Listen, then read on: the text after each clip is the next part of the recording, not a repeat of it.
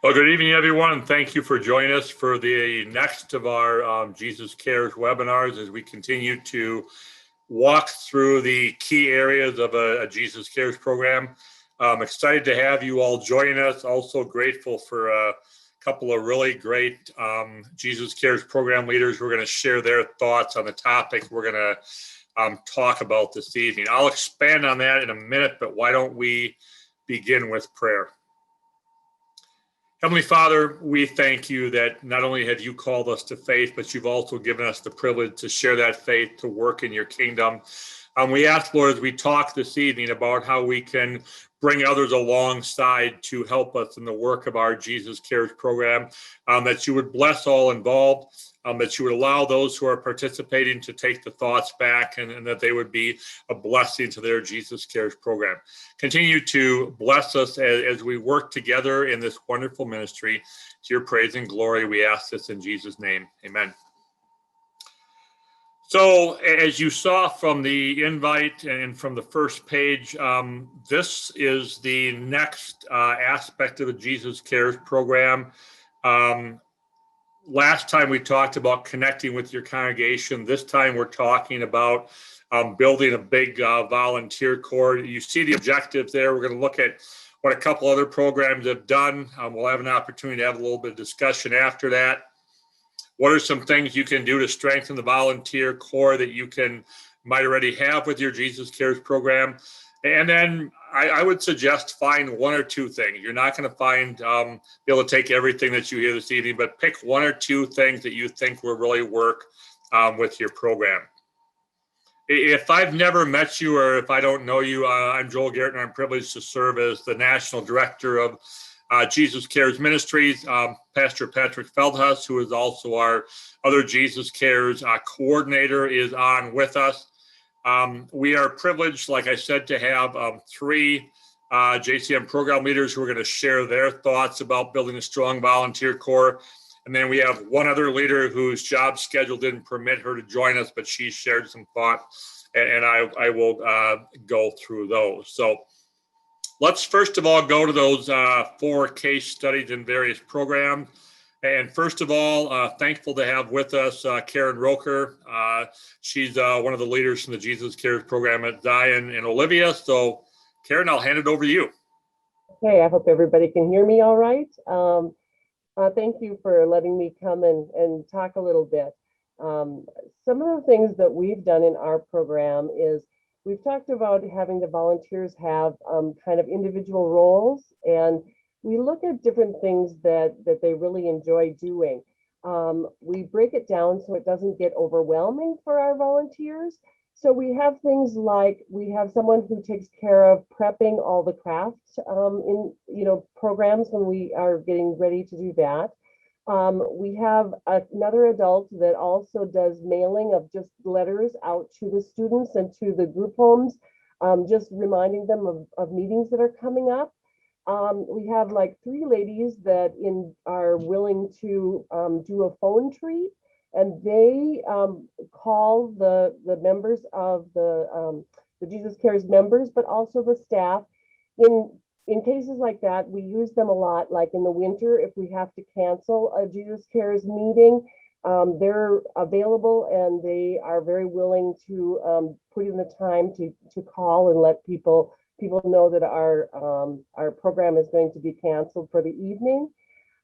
We have different ways that we do our teaching. We have one person that oftentimes does the lesson, but then we split that up and we have someone else who does the devotion and someone else that maybe does the songs. So we try and have our volunteers do different roles that they're very comfortable with and that they enjoy doing. We also make sure that the roles fit. When I first started working with Jesus Cares in Olivia, my main role was to do all the music for the Christmas program. And so I only came and worked with the Jesus Cares program during the Christmas season, and I put together all the music for the program and did that. So it was kind of a small portion of my time. But then as I got more and more involved, I was willing to take on some of the other roles. But we try and be respectful of the volunteers that we have, and we try very much to have it fit into their schedule so that they don't feel overwhelmed and that they have a lot of more activities and more things to do than they really want to. Our other thing that we oftentimes do as a group is we try and get together at least one time during the year where we go out to eat together and we just have some time to build, find out about each other, to talk to each other, to socialize, to have a way of kind of supporting each other as we work together. It also is just an opportunity for everybody to, to talk and to just have a nice evening. And we try and do that as a way of supporting each other. We also do volunteer appreciation. We try and do a special night at the end of the Jesus Cares program year. The volunteers and also the staff from the group homes, we either give them like a gift certificate, like maybe to a local restaurant, or we do like flowers, and we want to let them know that we really appreciate all the time and all the effort that they put in to our Jesus Cares program, and to know that they're appreciated and that we really like having them being part of our program. Those are some of the different things that we do with our volunteer group, and we kind of have had really good success with that. Karen, thanks a lot for your thoughts. We'll come back if anybody wants to ask any questions later on. Next, we're going to move to the Jesus Cares program at Living Water in Wind Lake, Wisconsin. Kristen Moldenhauer is the program leader there. So, Kristen, I'll let you share your thoughts, what you've seen, and work with your volunteers there, please. Hi, everyone. I'm Kristen. So I've just been a coordinator for the past 3 years. So I think the person in front of me really built up the program to what it is, which is awesome. But one of the main things that caused me to become a volunteer was I saw it in the church bulletin. So that may sound like a small thing, but that's actually the reason that I started going to Living Water. Was the first Sunday I was there. It was listed in the bulletin as a program and that they always accept volunteers. So I think just for your congregation to know that it's a part of what you do and that you can always use volunteers, I think that was super helpful for me. And so it's just something we try to encourage our members to learn about and know about. And I think that's really good to build more volunteers. So that's one of the main reasons I got involved in the first place, was just knowing about it. So we just try to make sure our congregation is kind of aware of what's going on. So actually last year, I think Pastor Joel came down and did a worship at the service, worship at the cross service. And then the members of our congregation got to see what that is, which I think was really cool and gave everybody an opportunity to learn more. Another thing that we do with our volunteers is just keeping them super up to date. So especially this past year, everything was changing, right? We didn't know when we were meeting in person versus online. So we pretty much have a constant email thread going. And I kind of over communicate. I feel like I'm just constantly okay, you're on this, or we're meeting this day, or it's this topic. So we just constantly are communicating with one another. So whether that's email or text chain or whatever it is, just making sure that everyone is super in the loop.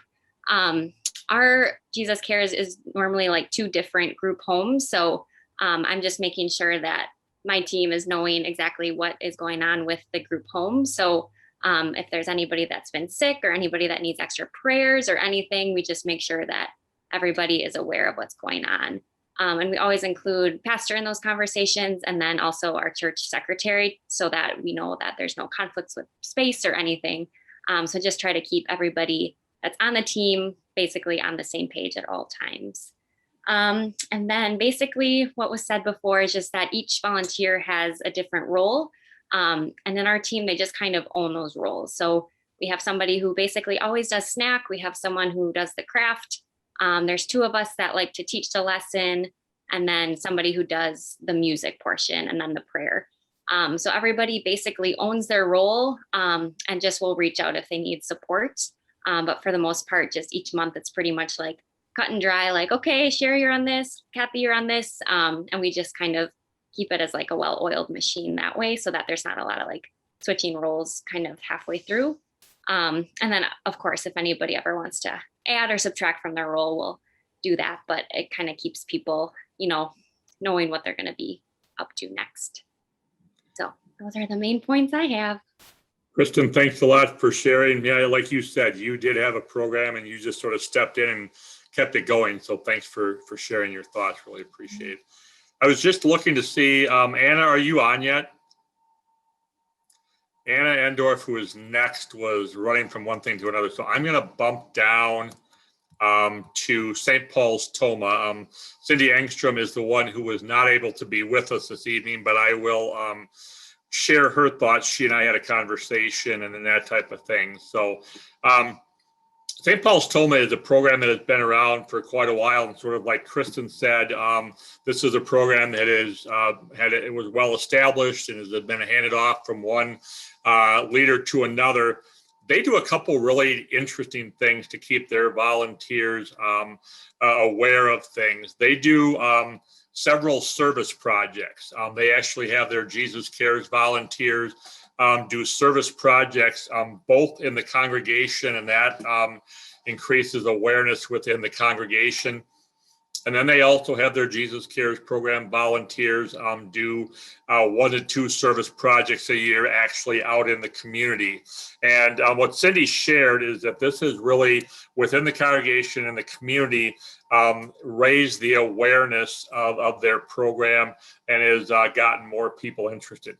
I thought the second thing that she shared, I don't know how many of your congregations have some sort of a talent survey or that type of thing. I know there's differing opinions on that, but one of the things that she said where they've gotten volunteers from is they have, when somebody joins the congregation, there's different opportunities to serve within the congregation that are put before people, and Jesus Cares is one of those listed there. So like some of the things that Karen and Kristen said, just any way you can think of to get Jesus Cares in front of your congregation. Like Kristen said, she saw it in the church bulletin. So whatever you see works. There's no magic bullet or anything else like that, but just as many opportunities as you can to share it. Cindy shared another thing that she does is she sort of keeps an eye on the congregation as a whole.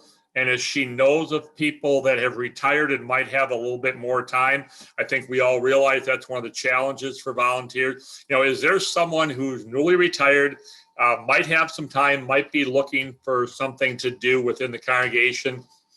I think we all know the best way to get a volunteer is not just necessarily put something in the bulletin, but to go tap someone on the shoulder. And that's what she said she has done, is as far as, looking for newly retired folks to do that.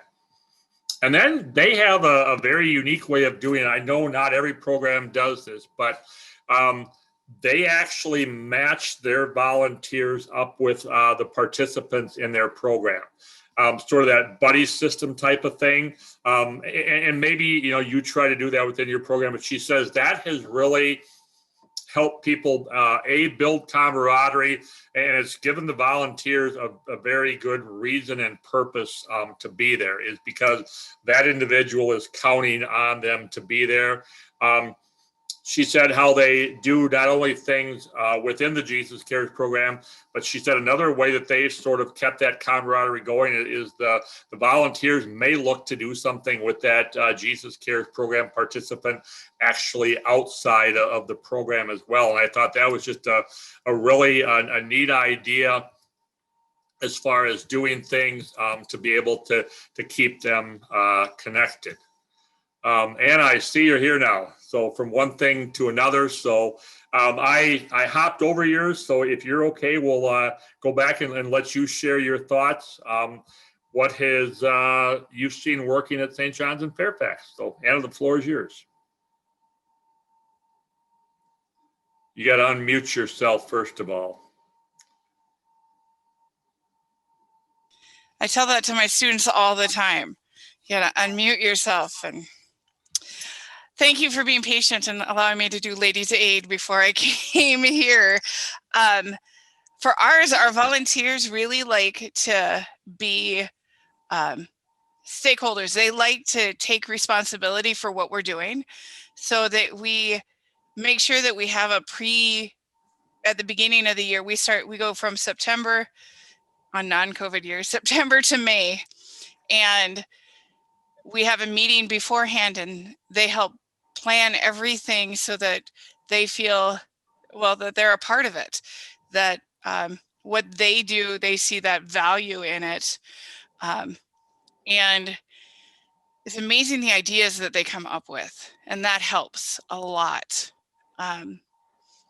And our volunteers always see value. That goes with the second part where we share with our congregation. Our Jesus Cares always does a Christmas service, and we do it for one of our Advent services. So it's open to the whole congregation, and they lead it, and we're just guides there. And we got a lot of our volunteers from them seeing that Christmas service and seeing how we work with them and how much joy they have for their Savior, that our clients have for the Savior. And they're like, oh, we want to be a part of that because they have so much joy. So that's helped a lot, is that seeing in the congregation. And then when we've had mission festivals, we've had Jesus Cares as our mission festivals come in. And so that's been wonderful. As long as the congregation, the volunteers see the value in what we're doing, they're there and they're dedicated to it. And they make those, once they make those personal connections with our clients, we call all of our Jesus Cares people clients, because that's what our group home says. Just call them clients. That's what we do. So they make the connection, and it's just wonderful. And we see them around town. Fairfax is a very small town, though we have 6 group homes in our little town of Fairfax. So we see that we see them walking, and that helps with that connection with the people. We also do, we being I appreciate our volunteers, and I always say thank you after every Jesus Cares program that we do, every Jesus Cares meeting. I make sure that I talk to each of my volunteers and say thank you for what they've done. And then at the end of the year, I give them chocolate, and they love that. And, you know, it's just a little Hershey's bar, or, you know, whatever chocolate I find. Sometimes it's Dove. So that's for the volunteers. And then our group homes, since we have so many caregivers that come with them, we always remember our caregivers. Give them lotion or chocolate, or, you know, just something. And they even a pen, we've given them out pens that say we care about you, and they just feel like, oh, you know, it's not that they don't just feel like they're tagging along, that they're a part of Jesus Cares. And a lot of them aren't members of our church. We've gotten a couple to become members of our church, of the caregivers, because of Jesus Cares. That was kind of interesting. But, you know, God works all the time. So that's always been helpful. And we just, again, say thank you for them. And our caregivers, they fight over the spot to come to Jesus Cares, because they're like, it's so easy. You listen to us. And listening to the caregivers is a huge thing, because they interact with the clients all the time. We only get them an hour once a month. So that connection with the caregivers is huge. We have 16 clients, and we have about 15 volunteers at each Jesus Cares pre-COVID. So they keep coming back, and it's making sure that they feel a part of it, and they always do what they feel comfortable doing, never forcing them too far out of their comfort zone.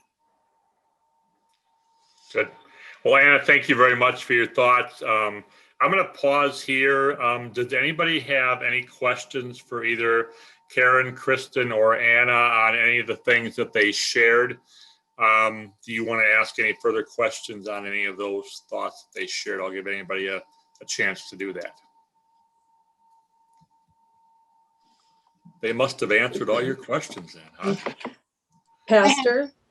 Yes, go ahead, Melanie. Cindy, let's see, from the TOMA list. Yeah. Yes. It talked about service projects, want to do service projects, including church and community events. Yeah. Like, what are some examples? She said like one of the service projects is like they serve a Lenten dinner. So they actually have their Jesus Cares program participants who do a Lenten dinner.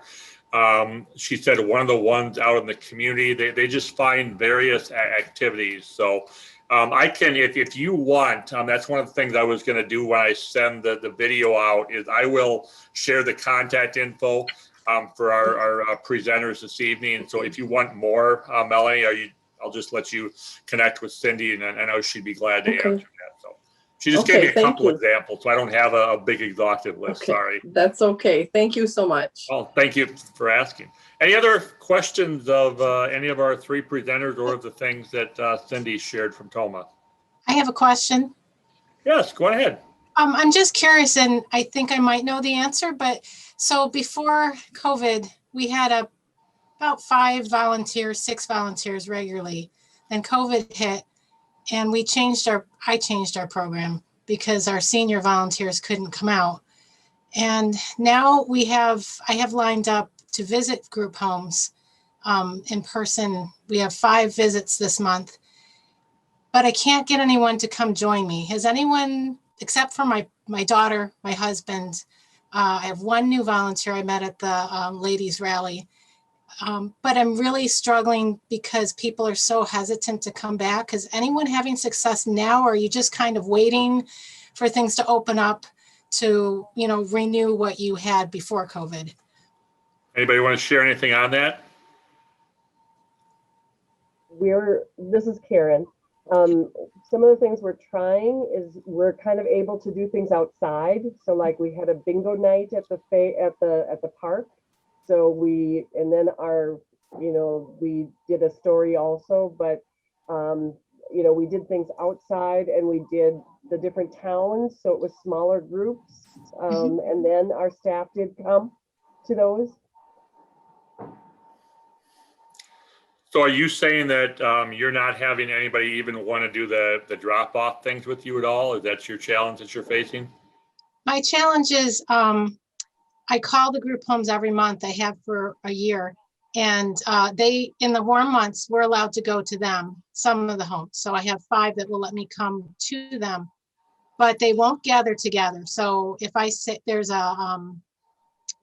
Lighthouse Lodge, and they have several group homes that are all under the same directorship, but they won't allow them to go to church or to gather with each other. They can go to work and they see each other at work, but anything you offer outside of it is every month is a no. So now I can go back to their homes and we sit on the lawn with lawn chairs, or if it's raining, in the garage. But I can't seem to get my volunteers that used to help get used to that new model. It's so foreign, I think. The benefit is you get to know like 4 people or 3 students, and you get to actually know who they are because you're with such a small group. But I'm really struggling in Bemidji. And I didn't tell you, my name is Jill. I'm really struggling to get my seniors who are now coming back out to church to come back to our program with the new model. I think maybe it's intimidating. I've got a few thoughts, but anybody else want to jump in and share what they've been able to do as far as getting folks coming back? Pastor Feldhus, I know you've had some contact with some people. Anything you want to share? I think it's just getting them understand that it's going to be safe. I think that's probably the first and foremost thing that we have to keep in mind, especially with that more vulnerable group, that we do everything very safely, and take the lead and say, I will bring you. You don't have to try to find their home. Maybe they're a little afraid, they're not sure where it is and they might get lost. It's probably easy to find, but just try to remove any obstacles or at least find out what are the obstacles and see if there's anything that we can do to erase those obstacles, or at least alleviate their fears of any obstacles, so that way they can feel at ease. And maybe see what else, maybe they have some suggestions on how they would maybe ask them, how would you approach this situation, see what's on their mind, and maybe you can get some ideas from them. And if they get some input, it's like we heard before, getting their input into something like that might make them get ownership of their idea and say, okay, I think your idea might work. How about we do it and see how it goes? And then they're invested again, kind of what was said before, investing their ideas. Maybe that's a way to bridge that gap to get them more comfortable with a new system. Thanks. I'll look into those ideas. Those are good ones. Jill, I will share with you the one thing that both Pastor Feldhus and I have heard, not so much from the volunteer side, but from the group home side. And I know you said that's part of it, is getting them to come back to various things, is, you know, a lot of those, and until everybody's vaccinated, and even with that, there's some real questions. So it's a lot of prayers for patience, I think, right? Yeah, I think so. Good. So, any other questions for Karen or Anna or Kristen, or the thoughts that Cindy shared? Any other comments that anybody has? If not, just a few others that I wanted to share with you here. So, and again, know that Jesus Cares Handbook is out there. You've got the place where you can go and download it on there, but you've heard some of it, but one of them is clear expectation. You know, nothing frustrates a volunteer more than they don't really know what they're going to do. You heard several of our presenters this evening, you know, having a very specific role, whether it's crafts, whether it's music, whether it's teaching part of the lesson, something like that. The second one, reevaluate roles every year. You ever heard the saying, you feel like you've signed up for a lifetime commitment with something? And that's one of the surest ways to chase the volunteer away. So I know it was sort of shared with our presenters here that you give the volunteers the opportunity each year to sort of say, I'll do this, or maybe I need a year off, or maybe I'd like to do something different or something like that. So it just ask them and say, you know, we'd like you to do this for 1 year, and then we'll give you the opportunity to reevaluate. I think that's a very important thing. I say all the time when I do our volunteer training, everybody has this little thing called life, and that's why we need to have, so that folks can tap out for a month or so if they need to, if there's things going on in their lives. The third one, you've heard it several times this evening, but I don't think we can say it enough. Find ways to show appreciation. I love hearing that caregivers are excited about a pen or something like that, but just, you know, little things like that to show both your volunteers, and I think it's so important what's been shared this evening, that you also show the caregivers and that type of thing. The fourth webinar that we will do later next fall talks about connections with the group homes, but I think that's one of those things, like we said, just showing appreciation to not only your volunteers, but also to the group home. And then the last one there, keep the program in front of the congregation. You've heard a couple things here.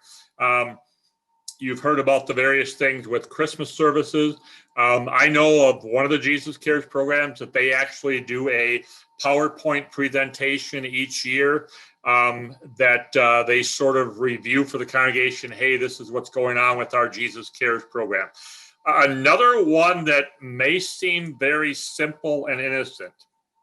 Maybe your Jesus Cares program does not require a lot of financial support from your congregation, but having a budget line in your congregation's budget.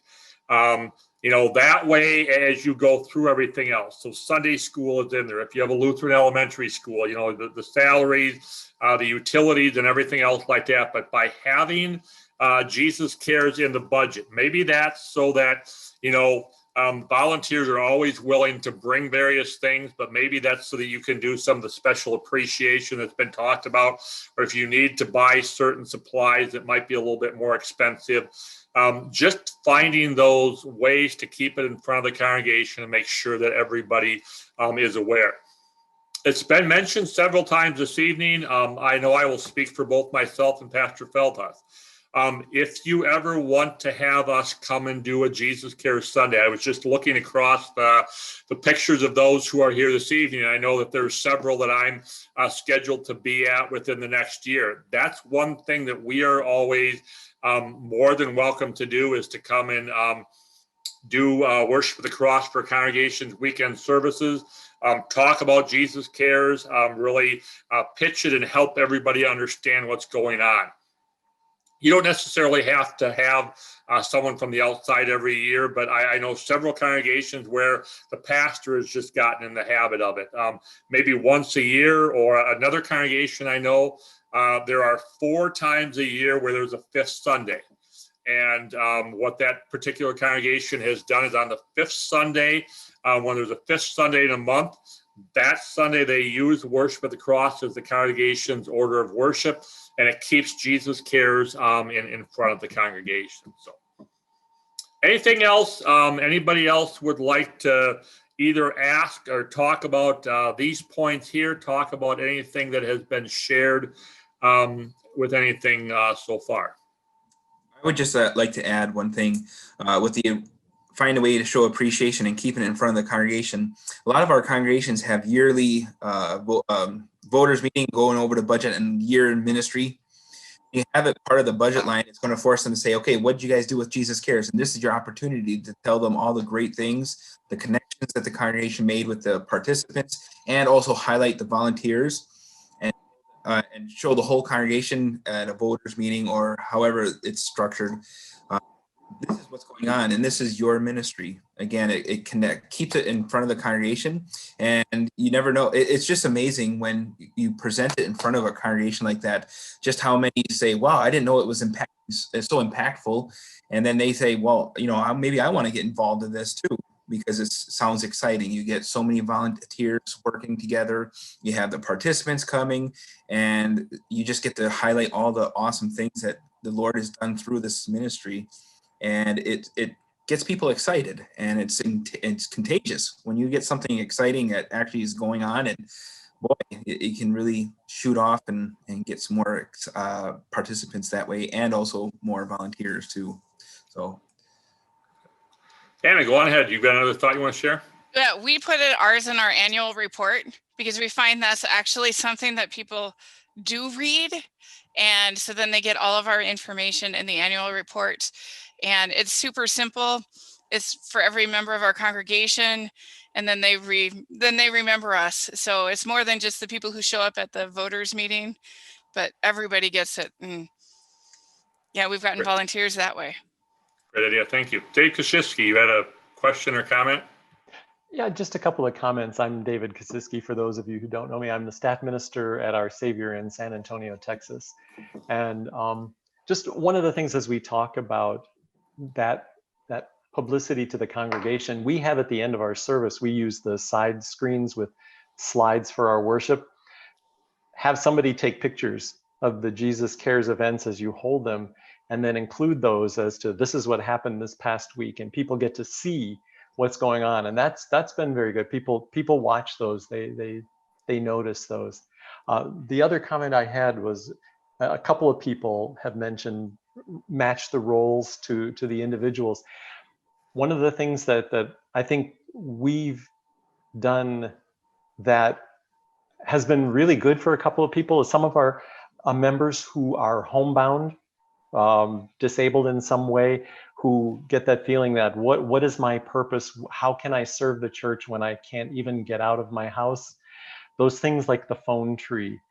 We have someone who researches, finds these little craft projects, builds the models for them, and then passes them on to the people who are actually there at the meeting, just to really get them involved. And it really does provide value to the program, and it really provides a sense of value to the individuals as well, that oftentimes feel like they've been left behind. Thanks for sharing, Dave. You made me think of one of the sayings that I have is Jesus Cares is a ministry that every individual in the congregation can volunteer. And you highlighted how, folks who don't necessarily have to be there. I was privileged to serve for 5 years with the Jesus Cares program in Fond du Lac, Wisconsin. And we would show up to get ready. And I always say there would be this mysterious pile of snacks.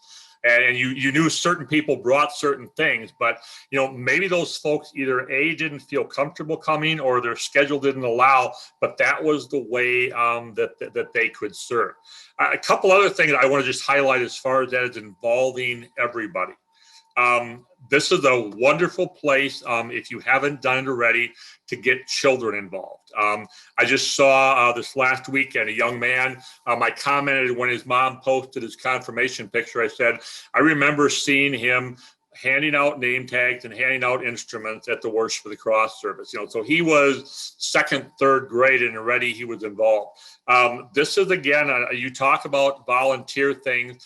Another place where you can have children is if you have children who take piano lessons, having them playing either for the service or playing pre-service music in some way, that type of thing, or having the kids come and sing. The congregation I served at in Fond du Lac, it happened every year that the closing service for Vacation Bible School was on the same night as Jesus Cares. And it might seem a little bit intimidating to bring 100 and some kids into a Jesus Cares program, but it was really cool to watch. The Jesus Cares participants thought it was pretty cool that all these kids came and went with them. And at the same time, it impressed upon the kids, these are also God's sheep and lambs who are a part of it. So just building, as has been said several times this evening, those connections. So looking to find all sorts of ways for God's people to serve, I think is just a really important thing. So any other comments, questions that anybody has before we move on to the next part that we're going to talk about this evening? I would just piggyback. Oh, so go ahead. Okay, this is Kurt Rachel. I just want to make a comment when they were talking about, people bringing their little kids and such. And this isn't so much Jesus Cares, but Camp Basic. When you're doing the crafts, we always made sure we called them helpers if they weren't confirmed. And we always made sure that there was a craft there for the younger kids to do. And they do the craft with whoever, the other Jesus Cares participants are. And it works really well, and it really builds a good bond, because now all of a sudden you have maybe a fourth grader helping someone else. And I think it makes a great connection. And I tell you, these kids grow up to adulthood, still want to be a vital part of Jesus Cares or the special needs community. It's very important. I think that if you can, get the families involved with your Jesus Cares ministry, I think you will see great blessings, and you're building that next generation to carry forward. Thank you, Kurt. That's wonderful. Pastor Feldhus. Yep, and that's kind of what I was going to also add. Pastor Gaertner and myself, we would see that every time we go to MLC, we do a presentation on Jesus Cares, and sure enough, someone will come up, or someone had a connection when they were younger, their parents were involved in it, or they were involved in it. Now they're MLC going through school, and they're getting involved with new friends there. And then I've heard it when people on the outside, when they are called workers, whether they're teachers or pastors, said, "Oh, I remember doing Jesus Cares when I was in, grade school or high school." So it does go with them, and they are always excited to see where they'll serve, and that might be a place where they can start a Jesus Cares. So I think you're absolutely right, Kurt, that it just goes with them, and that's pretty awesome to see that connection. Any other thoughts that anybody has they'd like to share, or questions they'd like to ask? I'm just gonna, if you did not see it in the chat, Bill Trubenbach shared that the Jesus Cares program he has is really close to Kettle Moraine Lutheran High School, and he gets volunteers that way. I think that's another thing too, is just finding, we've talked about grade schools, but we've talked about Lutheran high schools. Again, even your local public high school, finding a way to be involved with that. Another thought I want to share, it hasn't been talked about so far, is, we talked about the Jesus Cares participants doing service projects, but if you want to find a way to get your volunteers connected, if you have a local Special Olympics program, having your volunteers go and be a part of that Special Olympics program says to those folks, hey, we care about you. And that builds a connection. And we've seen that one work too, where they then, it's sort of a reciprocal type of thing. So there is, as I said earlier, no magic bullet. You try, you learn, maybe you fail, but as you've maybe heard, failing is the first step in learning and that type of thing. So I want to go on to the next slide here. And just learn that there maybe are things that didn't work. Maybe hopefully you picked up one or two things here this evening. Like I said, not all the ideas are necessarily going to work, but what is one or two things that you could maybe take back to your program? If you want to share this with your program volunteers, hopefully by tomorrow, we will have a link available to a recording of this. If you don't see that link or you don't get it, just let me know. And then what we'll do is we'll make the recording of the webinar available so that you could do it with maybe all of your volunteers, maybe as you gear up in the fall. It's been said several times this evening. Maybe we'll get back to normal when things get decent with COVID. If you have not done it yet, download the Jesus Cares Handbook. There's just all sorts of things besides the things we're talking about in the webinars. Also, you've got the JCM toolkit there. When we're talking about volunteer role, if you've never seen it, one of my favorite pages in the JCM toolkit is job descriptions for each of the various positions. And that way you can simply hand it to an individual and say, we would like you to do this specific thing. And again, if you have any questions on any of those, don't be afraid to touch base with myself or Pastor Feldhus. I've already got for you there, and we sort of chose this strategically, the next webinar. I realized that in a week or so, hopefully life is going to get a little bit normal and crazy for us, and we're going to start doing things throughout the summer and that. So we purposefully did not schedule the next webinar during the summer. And we also tried to schedule it before our Jesus Cares programs really get back into full swing. So Tuesday, August 31st, the third key piece that we see for a Jesus Cares program is having active pastoral involvement. Just like we have had with the first several webinars, we're hoping to have a number of pastors who are active in their Jesus Cares program and how they see their role being active in that. Maybe that's something that you can do to encourage your pastor, or maybe your pastor doesn't necessarily see the need to be there, and maybe you can learn something from that. So that's our goal with that. And then, like I said, the fourth webinar that will be later in the fall with the fourth key piece is connecting with the local special needs community. We already have a couple individuals that we have in mind for that one, where you have a very active special needs community and how that connection has been established there. So thank you to our presenters this evening. You were all absolutely wonderful, the insights you shared. I'd love to see the back and forth conversation this evening. This was just absolutely wonderful to have that. Thanks to all of you for joining. God's continued blessings as you work to make your Jesus Cares program the absolute strongest it can be. As was said earlier, patience as we work to come out of COVID, I think, is an important thing. And we'll certainly be in touch. So have a good night, everyone. Thanks for joining us.